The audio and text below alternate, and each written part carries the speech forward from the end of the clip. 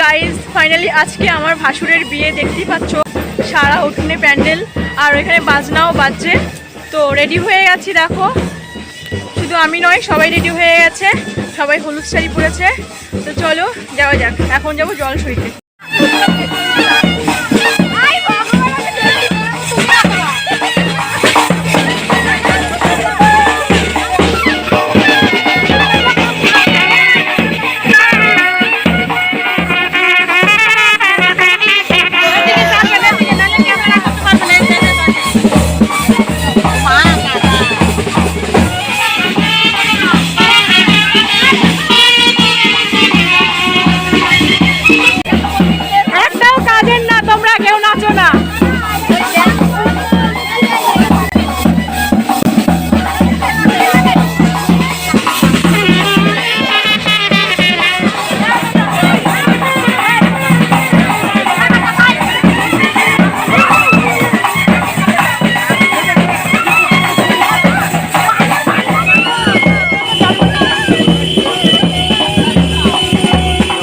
Finally এখন আমরা বাড়িতে চলে এসেছি জলসয়ে।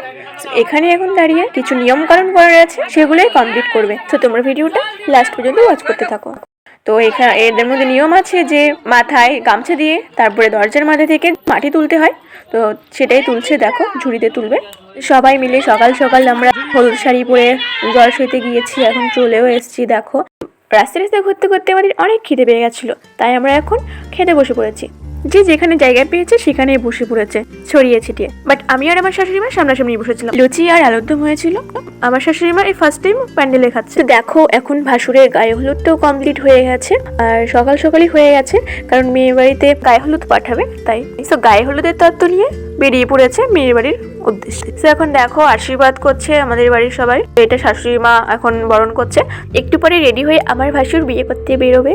ফাইনালি ভাসুর তো আমার বিয়ে করার জন্য বেরিয়ে পড়েছে, বাট আমি রেডি হবো তো সিম্পল কিছু নিয়ে নিলাম। তো রেডি হওয়ার জন্য দেখতে পাচ্ছ সাদা সাদা শর্মিলাটা এক্ষুনি হয়ে যাবে, নায়িকা শর্মিলা। তো দেখো কিরকম লাগছে একটু কমেন্ট করে জানিও। আমার থেকে তো মোটামুটি সিম্পল একটা সাজ দিয়ে বেশ ভালোই লাগছে। বেশি জুয়েলারিও পরিনি, বেশি মেকআপও করিনি, একদম সিম্পল। তো এটা দেখতে পাচ্ছ এটা আমার একটা ভাগ্নিটা দেখতে কিন্তু হেভি সুন্দর। তোমরা কিন্তু আবার নজর দিও না আমার ভাগ্নির উপরে, হ্যাঁ।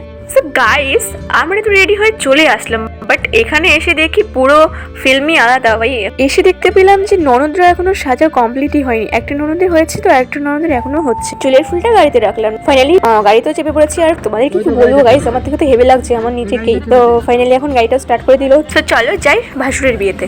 যাই বলো গাইস, আমার কিন্তু একটা জিনিস খুব ভালো লেগেছে, তোমরা ফলো করছো কিনা জানি না, সেটা হচ্ছে হাসিটা। দেখো বিয়ের বোনের মুখে এমন যদি হাসি দেখা যায় না, খুব ভালো লাগে। অবশ্যই হাসি হবে না কেন বলো, 5 বছরের ভালোবাসা আজকে পূর্ণতা যে পাবে। নিজের সামনে দাঁড়িয়ে একটু আইসক্রিম খাচ্ছিলাম, বাট আমি নিজের ফেসটা নিজেও চিনতে পারছিলাম না। আমি তো আমাকেই চিনতে পারছিলাম না, ভয় পেয়ে গেছি গাইস। তো দেখো লাইটিং এ তো কাউকেই চেনা যাচ্ছে না, বাট সবাই অনেক নাচছে, বেশ ভালো লাগছে, বেশ এনজয় হয়েছে গাইস। এতক্ষণ পরে গিয়ে আমি নিজেকে নিজে চিনতে পারলাম, এখন তো হারিয়ে যাচ্ছে না আমি।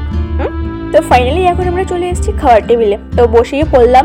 আর এই যে দেখতেই পাচ্ছ সামনে মেনু কার্ড রয়েছে, কি কি রয়েছে দেখে নাও। তো আমার সামনে বিরিয়ানি, বাট আমি খেতে পারবো না, খুব কষ্ট হচ্ছে গো আমার জন্য।